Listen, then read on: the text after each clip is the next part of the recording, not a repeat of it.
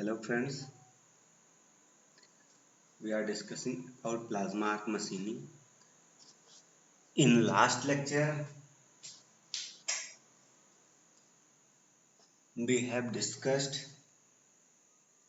the introduction part about plasma, how we generate plasma arc, what is the process and the equipments used in plasma arc machining. What is plasma we have discussed also, how we generate plasma, and these are the things, processes and equipments, power supplies, gas supplies, these things we have discussed. Now we will discuss methods to apply stabilized plasma arc. Okay, plasma हमें पता है कि हम लोग क्या करते हैं। Plasma arc में क्या होता है कि प्लाज्मा टार्च इलेक्ट्रिकल एनर्जी को क्या करती है, फॉर्म करती है, ट्रांसफर करती है, कन्वर्ट्स करती है, ट्रांसफॉर्म करती है इलेक्ट्रिकल एनर्जी किसमें, thermal energy in the form of plasma jet. Plasma torch का काम है इलेक्ट्रिकल एनर्जी को थर्मल एनर्जी में कन्वर्ट कर देना, किस फॉर्म में, in the form of plasma jet. अब इस ड्यूरेशन में ये जरूरी होता है कि जो हमारा आर्क है वो स्टेबलाइज रहे। होता क्या है कि हम कंस्ट्रक्टेड प्लेस में हम आर्क को जनरेट करते हैं और जो हमारी गैसेस होती हैं, इट में भी गैसेस लिक्विड्स, वो आती हैं और प्लाज्मा आर्क को, जैसे जो आर्क हमने जनरेट किया उसको दूर ले जाती है। कुछ केसेस में जब हम लिक्विड्स को यूज करते हैं सपोज, तो वो क्या, उस टाइम क्या होता है, जो आर्क का कॉलम होता है उसके चारों तरफ वेपर फॉर्म हो जाते हैं, या आप कह सकते हैं जो आर्क की कॉलम है वो वेपर से सराउंड हो जाती है। ठीक है, अगर हम बात करें कि आर्क स्टेबलाइजेशन मीडियम की, तो मेनली तीन गैसेस और लिक्विड मीडियम होते हैं प्लाज्मा टार्च को, प्लाज्मा आर्क को स्टेबलाइज करने के। मेनली मीडियम्स तीन हैं। पहला wall or sheath medium stabilization, second thing is vortex stabilization and the third one is liquid stabilized plasma. Parameters कौन कौन से हैं जो कि प्लाज्मा आर्क मशीनिंग को इन्फ्लुएंस करते हैं, या फिर आप कह सकते हैं कि परफॉर्मेंस, प्लाज्मा आर्क मशीनिंग की जो परफॉर्मेंस है उसको इन्फ्लुएंस करते हैं। तो पैरामीटर्स कौन कौन से हैं। पहला parameter design and operation parameter of the torch. दूसरा हमारा पैरामीटर होता है फिजिकल कॉन्फ़िगरेशन ऑफ सेटअप क्या है, and the third one is किस इन्वायरमेंट में हमारा प्लाज्मा आर्क मशीनिंग परफॉर्म किया जा रहा है। तो एक एक करके हम सभी को डिस्कस करेंगे। पहला हमारा पैरामीटर है ऑपरेशन एस्पेक्ट्स में। डिजाइन और ऑपरेशन पैरामीटर में हम देखते हैं पहले हम ऑपरेशन एस्पेक्ट्स। तो जो डीसी प्लाज्मा टार्च है उसमें जो ऑपरेशन एस्पेक्ट्स हैं वो दो टाइप्स के होते हैं। एक होता है नॉन ट्रांसफर्ड मोड और दूसरा होता है हमारा ट्रांसफर्ड मोड। ट्रांसफर्ड मोड की बात करें तो वहां पे दो टाइप्स के आर्क में मोशन होते हैं। कौन कौन से, पहला टर्बुलेंट मोड, या फिर आप कह सकते हैं लैमिनार मोड। अगर हम डिजाइन एस्पेक्ट्स की बात करें तो जो प्लाज्मा टार्च है उसको हम डिजाइन करते हैं मैक्सिमम थर्मल आउटपुट के लिए। जब हम प्लाज्मा टार्च की डिजाइन करते हैं तो उसको हम मैक्सिमाइज करते हैं थर्मल आउटपुट को। अगर हमें थर्मल आउटपुट मैक्सिमम चाहिए तो उन केसेस में ये जो चीज़ें हैं वो इफेक्ट डालती हैं। वो नीचे पैरामीटर्स हैं। पहला हमारा है कैथोड की साइज क्या है, सेकेंड वन इज की नोजल में जो कन्वर्जेंस एंगल है वो कितना है, नोजल का कन्वर्जेंस कितना है, नोजल ओरिफिस का डायमीटर कितना है, what is the length of orifice, electrode gap कितना है, किस टाइप की हम कूलिंग कर रहे हैं इलेक्ट्रोड, किस टाइप की हम कूलिंग इलेक्ट्रोड को कर रहे हैं। तो ये कुछ डिजाइन कंसिडरेशन थे। अब एक एक करके हम सबको डिस्कस करते हैं।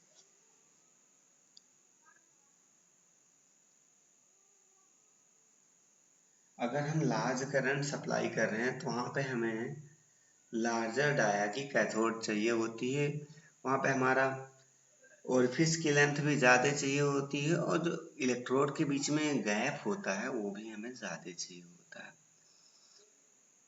ऑन अदर हैंड अगर हम ऑपरेट कर रहे हैं लार्ज करंट लार्ज वोल्टेज पे, पीछे पहले हम क्या करें लार्ज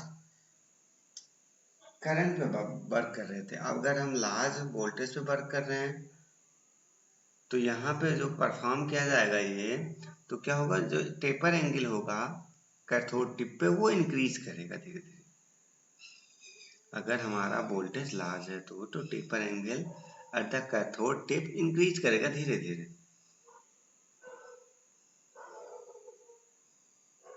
अगर हम इसे ऑपरेट करेंगे ट्रांसफर आर्क एनोड पे, उस टाइम पे हम क्या करेंगे फ्लैट फेस कैथोड को यूज करेंगे, क्योंकि eight the particular time at the same time हमारे पास जो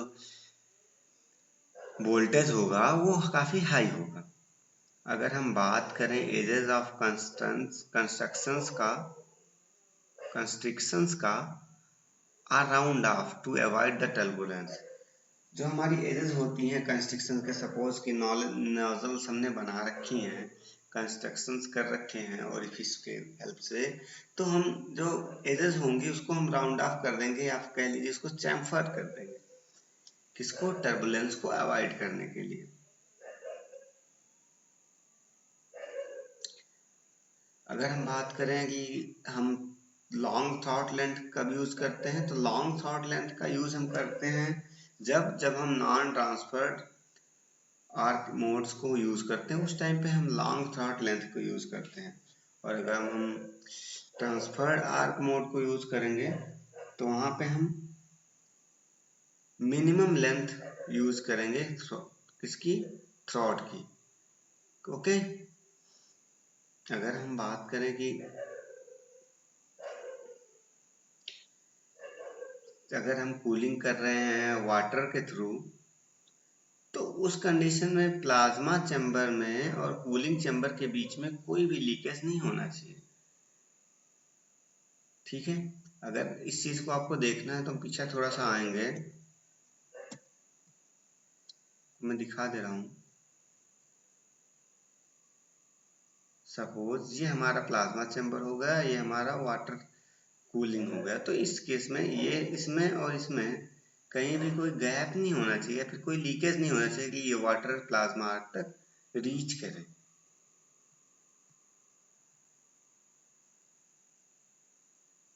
ओके,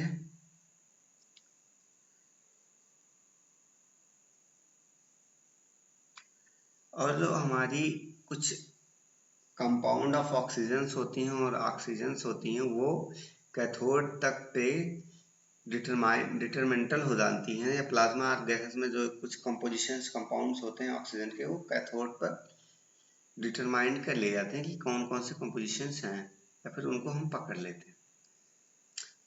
अगर हमें सक्सेसफुली परफॉर्म करना है प्लाज्मा आर्क मशीनिंग को, तो हमें कुछ फॉलोइंग पैरामीटर्स जो हमारे पास हैं, कुछ पैरामीटर्स उन पे हमें ध्यान देना होगा।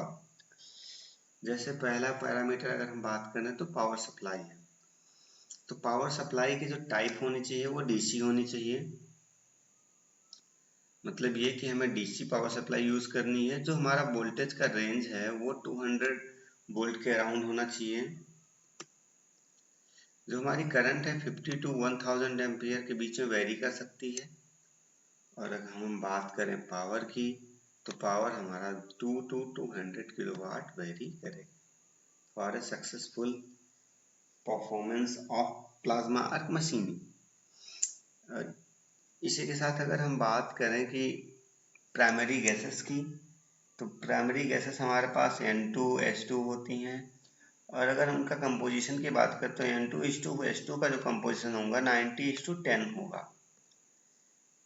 मतलब अब ये कि 100% में अगर 90% हमारा N2 है तो 10% हमारा H2 होगा। अगर हम प्रेशर की बात करें कि गैसेस के प्रेशर कितना होंगे, तो गैसेस का प्रेशर अराउंड 10 बार के होगा। और अगर हम फ्लो रेट की बात करें तो फ्लो रेट होगा 50 मीटर क्यूब पर हार, सॉरी ये मिनट नहीं, 50 मीटर क्यूब पर हार है। Okay, this is 50 meter cube per hour. अगर हम सील्डिंग की बात करें तो सील्डिंग में हम कौन कौन सी गैसेस यूज करेंगे? CO2 यूज कर सकते हैं, हम H2OAr यूज कर सकते हैं, और H2 भी हम यूज कर सकते हैं। तो ये 3 टाइप की गैसेस हम यूज कर सकते हैं सील्डिंग के ड्यूरेशन में, सील्डिंग के लिए। और अगर हम बात करें प्रेशर की इन सील्डिंग गैसेस, तो वो होगा अराउंड 11 बार। अगर हम बात करें फ्लो रेट कितना होगा, तो flow rate same as like primary gases 50 meter cube per hour. अब हम बात करें अगर नोजल की, तो SOD, what is SOD? Stand of distance. Nozzle में जो स्टैंड ऑफ डिस्टेंस होगा वो होगा 6 to 30 mm। Stand of distance क्या होती है? टार्च के टिप से नोजल वर्कपीस के का डिस्टेंस, टार्च के टिप से वर्कपीस तक के बीच का डिस्टेंस, उसे हम बोलते हैं स्टैंड ऑफ डिस्टेंस। तो नोजल की अगर बात करें तो यहाँ पे stand of distance 6 to 30 mm very करेगा। और अगर हम नोजल के डायमीटर की बात करें तो वो 0.8 to 6.3 mm वेरी करेगा।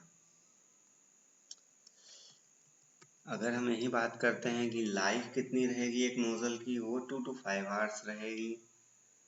और नोजल में बनाने के लिए हम मटेरियल जो यूज करते हैं वो हमारा ZR और HF होता है। अगर हम बात करते हैं कुछ कटिंग पैरामीटर्स की ड्यूरिंग प्लाज्मा आर्क मशीनिंग, तो वहाँ पे जो टूल है हमारा कटिंग के लिए वो यूज होता है प्लाज्मा जेट।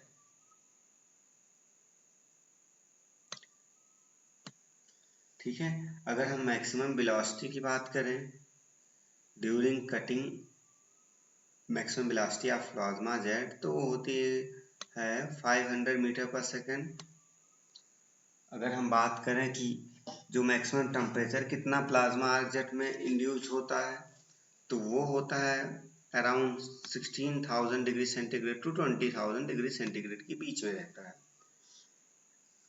इसी के साथ साथ अगर हम बात करें कि मेटल रिमूवल रेट क्या होती है प्लाज्मा आर्क मशीनिंग में, तो वो होती है 150 सेंटीमीटर क्यूब पर मिनट। जो मेटल रिमूवल रेट होता है वो होता है 150 सेंटीमीटर क्यूब पर मिनट। अगर हम प्लाज्मा आर्क मशीनिंग कर रहे हैं तो हम जो प्लेट की थिकनेस यूज कर रहे हैं मशीनिंग के लिए, वो हमारी मैक्सिमम से मैक्सिमम होगी 200 mm। और जो कटिंग स्पीड हम यूज करेंगे प्लाज्मा आर्क मशीनिंग में, वो हमारी होगी 0.1 to 7.5 मीटर पर मिनट वेरी करेगी। ओके, तो ये होगी हमारी कुछ कटिंग पैरामीटर्स। जो हमारे ये सारे parameter suppose power supply, primary gases, shielding, cutting parameters and nozzle, इन सारे चीज़ों को हमें कंट्रोल वे में परफॉर्म करना होगा for a successful utilization of plasma arc machining. Okay,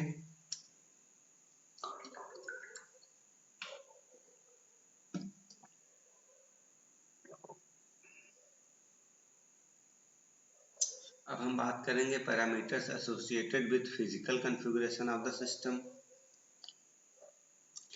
तो अगर कुछ प्लाज्मा आर्क में हम कुछ इम्पोर्टेंट, प्लाज्मा आर्क मशीनिंग में कुछ इम्पोर्टेंट वेरिएबल्स की बात करेंगे, तो वो रहेगा स्टैंड ऑफ डिस्टेंस।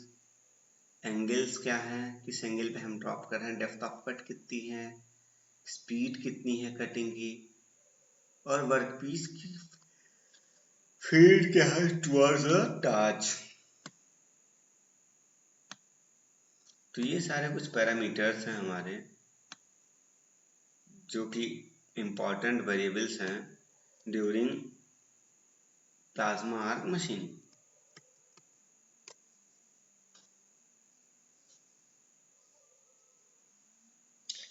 अगर फीड और डेप्थ की हम बात करें तो वो मटेरियल रिमूवल से डिटरमाइंड हो जाता है या पता चल जाता है उसका। अगर हम स्टैंड ऑफ डिस्टेंस की बात करें तो ये क्या होती है, stand of distance is the distance between the nozzle and the workpiece. जो आग की नोजल है उसके बीच से वहां से और वर्कपीस के बीच की जो डिस्टेंस होगी उसे हम स्टैंड ऑफ डिस्टेंस कहेंगे। अगर हम बात करते हैं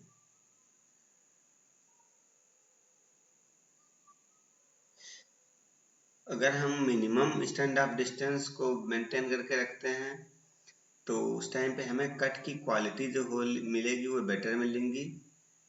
अगर हमारा आर्क जो है उसका अगर हमारे आर्क का डाइवर्जेंस कम है तो at the minimum stand of distance we can obtain the better quality of cuts.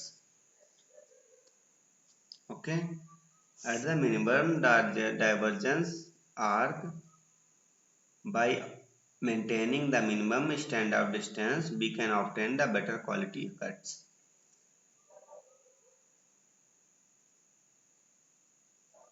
अगर सपोज करें कि स्टैंड ऑफ डिस्टेंस की वैल्यू हमारे यहाँ ज़्यादा है इज लार्ज तो उस टाइम पे हमें पावर इनपुट भी बढ़ाना पड़ेगा। ओके, अगर हमारी स्टैंड ऑफ डिस्टेंस ज़्यादा होगी तो उस टाइम पे हमें पावर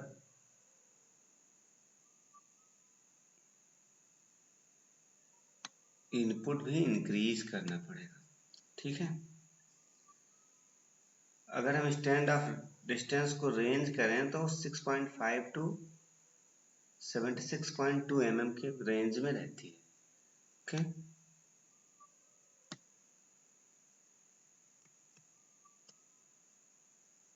आते हैं हम नेक्स्ट पॉइंट पे। जो कटिंग स्पीड है हमारी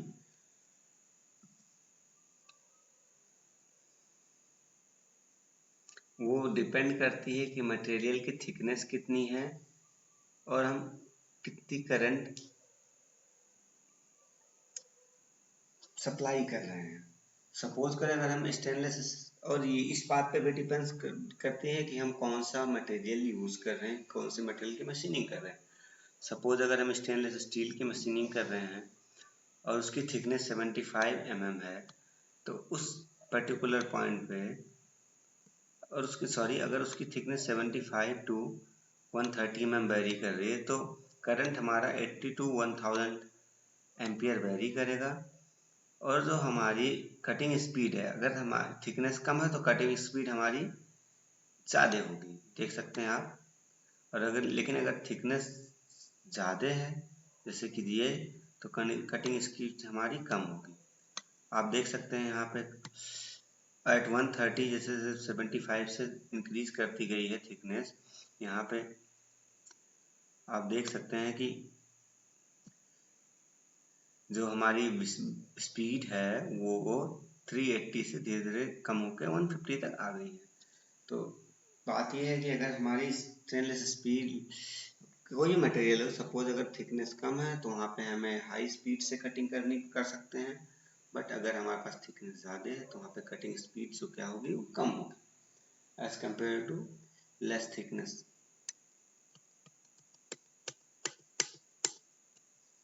अगर हम एल्युमिनियम की बात करें तो अगर एल्युमिनियम की थिकनेस वेरी करती है 75 टू 180 तो हमारी करंट जो वेरी करेंगे 90 टू 1000 वेरी करेगा। और हमारी कटिंग स्पीड जो वेरी करेगी 760 टू 180 डिक्रीज करेगी। थिकनेस इंक्रीज कर रही है, करंट भी इंक्रीज कर रहा है, लेकिन स्पीड क्या हो रही है, डिक्रीज कर रही है। सेम ब्रास के लिए अगर 30 mm थिकनेस है तो at the particular point we have to supply 400 ampere current and at that point the cutting speed will be 780 mm per minute. And if we will talk about the titanium whose thickness is 13 mm, then the current will be 400 ampere and the cutting speed is 2285 mm per minute. Okay.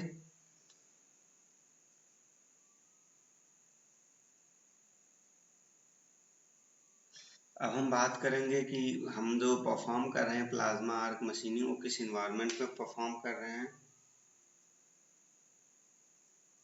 तो हमें जब plasma arc machining perform करते हैं तो हमें एक protective environment create करना पड़ता है, एटमॉस्फेयर क्रिएट करना पड़ता है। किस लिए? ऑक्सीडेशन को रिड्यूस करने के लिए। सपोज अगर हमने मशीनिंग कर दी किसी सरफेस पे और उस टाइम पे सरफेस में जब मशीनिंग करेंगे और वो जब ओपन एयर में आएगा तो उस टाइम पे उसका टेम्परेचर काफ़ी हाई होगा, तो वो ऑक्सीजन जो अवेलेबल हैं या गैसेस जो अवेलेबल हैं वो उससे रिएक्ट कर सकती हैं और ऑक्सीडेशन हो सकता है उस सरफेस पे। इसलिए हमें एक प्रोटेक्टिव एटमॉस्फेयर क्रिएट करना पड़ेगा। ठीक है। Reflection of the arc should be kept minimum. हमें आर्क के रिफ्लेक्शन को कम से कम रखना होगा।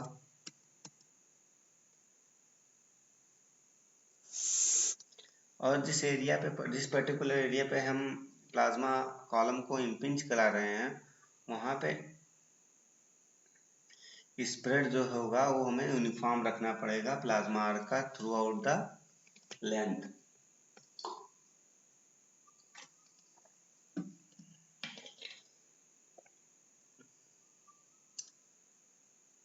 अब हम बात करेंगे प्रोसेस कैपेबिलिटीज की कि इनकी कैपेबिलिटीज क्या क्या रहेंगी। अगर बात करें कि एक प्लेट हमारी कार्बन स्टील की है तो कार्बन स्टील की प्लेट को हम अगर सपोज करो वो आपकी 50 mm है तो हम उसकी मशीनिंग 10 टाइम्स फास्टर कर सकते हैं देन ऑक्सी फ्यूल मशीनिंग। या आप कह सकते हो उसकी कटिंग हम जितना टाइम लगता था ऑक्सी फ्यूल कटिंग में उससे 10 गुना तेजी से हम कर सकते हैं with the help of plasma arc machining. ठीक है। अगर एक्यूरेसी की बात करें तो अगर हमारी प्लेट 35 mm थिक है तो उसमें एक्यूरेसी 0.8 mm तक होगी और अगर यही प्लेट जो है 150 mm की है तो यहाँ पे एक्यूरेसी 3 mm तक होगी।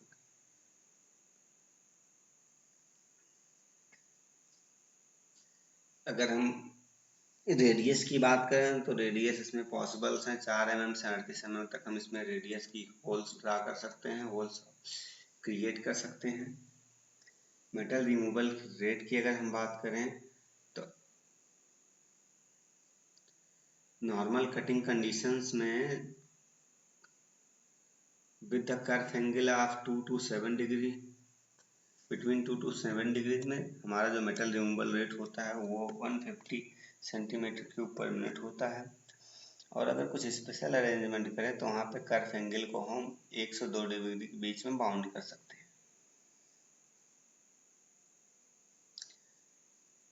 With the help of in plasma arc machining we can obtain the smoother surface as compared to oxyacetylene flame.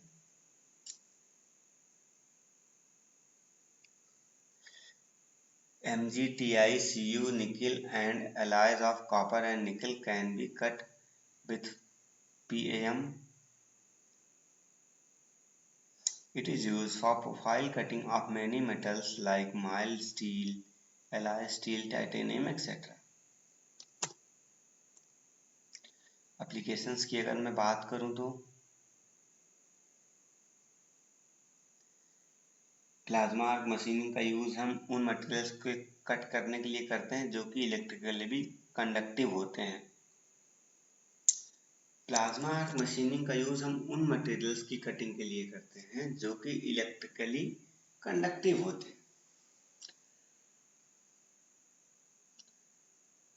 अगर हमारे पास कुछ हार्ड एंड सॉफ्ट है, कुछ बहुत ही हार्ड सॉफ्ट है, तो उनमें अगर हमें ग्रुप्स की कटिंग करनी है तो उन केसेस में भी हम प्लाज्मा आर्क मशीनिंग का यूज़ करते हैं। प्लाज्मा आर्क मशीनिंग का यूज़ अंडर वाटर कटिंग के लिए भी होता है। अगर किसी सरफेस पे हमें कोई फिलर मटेरियल डिपॉजिट करना है, something like that corrosion resistant या वियर रेजिस्टेंट या एंटी फ्रिक्शन प्रॉपर्टीज के लिए कोई मटेरियल को डिपॉजिट करना है, तो उसके लिए भी हम प्लाज्मा आर्क मशीनिंग का यूज़ करते हैं। और बात कर चुके हैं कि हम प्लाज्मा आर्क मशीनिंग का यूज़ प्रोफाइल कटिंग के लिए भी करेंगे in ferrous non ferrous materials, also in stainless steel and copper. अगर हम एडवांटेजेस की बात करें तो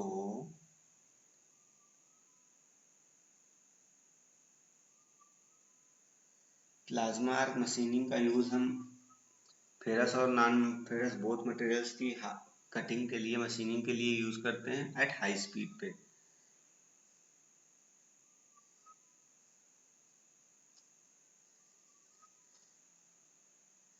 टाइटेनियम की प्रोफाइल कटिंग भी प्लाज्मा आर्क मशीनिंग के से पॉसिबल है। ये चूंकि एडवांस अनकन्वेंशनल मशीनिंग है, या फिर आप कह सकते हैं एडवांस मशीनिंग है, तो इसमें कोई कांटेक्ट वर्कपीस और टूल के बीच में नहीं होता। सो हमें केवल टूल होल्डिंग डिवाइस की जरूरत नहीं पड़ती, केवल और केवल वर्कपीस होल्डिंग डिवाइस की जरूरत पड़ती है। इसमें जो कटिंग रेट होता है सभी मटेरियल्स के लिए हाई होता है। ये इक्वली इफेक्टिव है रिगार्डलेस कि मटेरियल आपका कितना हार्ड है। अगर कम हार्ड है या ज़्यादा हार्ड है, तो उन दोनों कंडीशंस में जो मेटल रिमूवल रेट होगा इक्वल होगा। ये आसानी से ऑटोमेटेड किया जा सकता है। और प्लाज्मा आर्क मशीनिंग जो है वो परफॉर्म करता है, मशीनिंग करता है एट हाई रेट पे। डिसएडवांटेज की बात करें तो इस मशीनिंग प्रोसेस में बर्स्ट प्रोड्यूस होते हैं, जो कि एक ड्रॉबैक है। और ये बर्स जो सरफेस है हमारा उसको रफ बना सकते हैं। कई कंडीशंस में जो हमारी वर्कपीस होती है वहाँ टेपर फॉर्म हो जाता है। चूँकि यहाँ पे हाई टेम्परेचर काफ़ी हाई होता है, सो सरफेस मेटलर्जी कई जगह पे चेंज हो जाती है। इस प्रोसेस में स्मोक और नॉइज दोनों निकलते हैं, दोनों प्रोड्यूस होते हैं। सो आई और नोज की हमें शील्डिंग की ज़रूरत पड़ती है।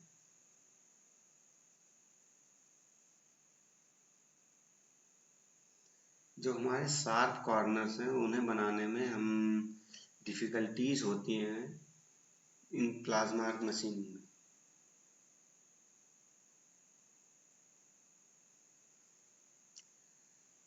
प्लाज्मा आर्क मशीनिंग में हीट इफेक्टेड जोन काफ़ी ज़्यादा होता है। Thank you.